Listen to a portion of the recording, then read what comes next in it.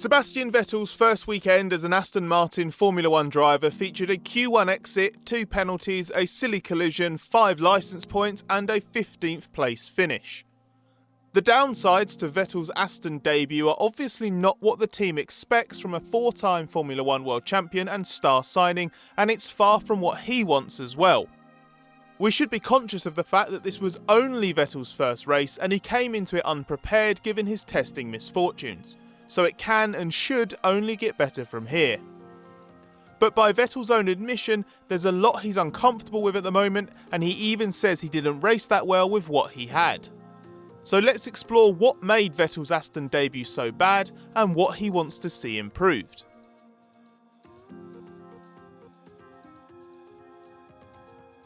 At least initially, the main worry is that some of the negative aspects of Vettel's weekend were the symptoms of so many of his late Ferrari woes: discomfort with the car's handling characteristics and clumsiness in combat.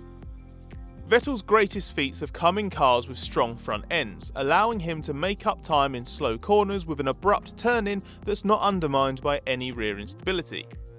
The handling characteristics of his new team's car on paper should have played into that, even more so with the 2020 spec Mercedes rear suspension added over the winter. But instead, the impact of the 2021 floor rule changes currently left Aston Martin with the same rear instability worries suffered by Mercedes and a weak front end. The rake argument is potentially so significant, and team boss Otmar Szafnauer has been so keen to identify it as the cause of Aston's woes that we'll be revisiting this in its own video. But when Vettel was asked after the race how close he was to feeling at 100% with the Aston Martin, he replied, "Probably less than half, as there are so many things going on still that break the rhythm and make it quite difficult in terms of feeling the car and feeling what I need to do to drive fast." As for the clash with Esteban Ocon, it didn't help perceptions of Vettel's race that his initial description of it was so at odds with the footage. Vettel suggested over the radio that Ocon moved under braking, then later said he was sure Ocon was leaving space and then crossed back, so Vettel locked up before hitting him. But it was Vettel who did the moving around on track, and it was clear who the stewards felt was at fault, giving Vettel a 10-second time penalty. He also received 2 points on his licence, taking his penalty points tally to 5 in one day. And speaking of which,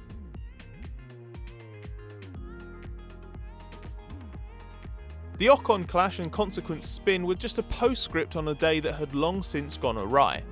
Vettel got a curious penalty after qualifying when he was punished for not observing yellow flags that weren't even being shown when he arrived at Nikita Mazepin's spun Haas, because Vettel was so close to the incident when it happened.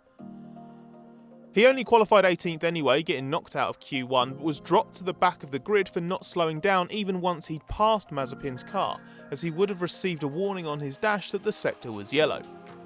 The FIA has a zero-tolerance policy on slowing down if that happens, even apparently if the incident's behind the driver, so Vettel was hit with a 5-place penalty and 3 licence penalty points.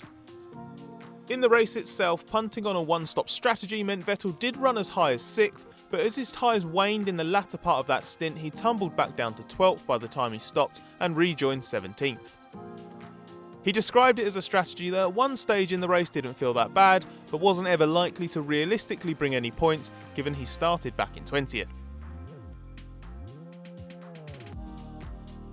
Given the discomfort he felt and the fundamental lack of mileage he has, it should be no surprise that Vettel's behaviour behind the wheel during pre-season testing and the opening race weekend has not exactly reflected classic Vettel.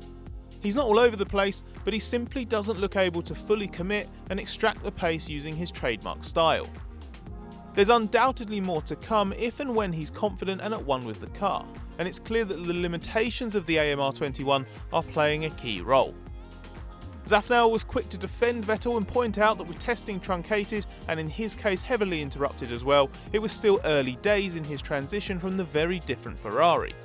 That support from the team and Vettel emphasising that his relationship with Aston Martin is already really good and apologising to the team for his weekend suggests the environment will be more conducive to mutual improvement efforts than Vettel's late Ferrari life was. Vettel also felt through qualifying in the race that he'd gathered the data needed to start making some headway. He says there are a lot of things fighting him at the moment and he can't really focus on driving, which goes a long way to showing how significant his early problems are. The core issue to address appears to be a degree of setup confusion, as changes being made aren't working the way they should be.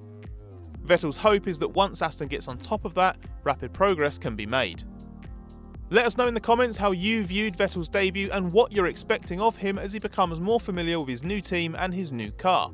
And if you don't like the idea of Vettel struggling, but did find our video interesting, enjoyable or insightful, how about leaving us with a thumbs up and making sure you're subscribed to the race so you can join us again for future videos as well.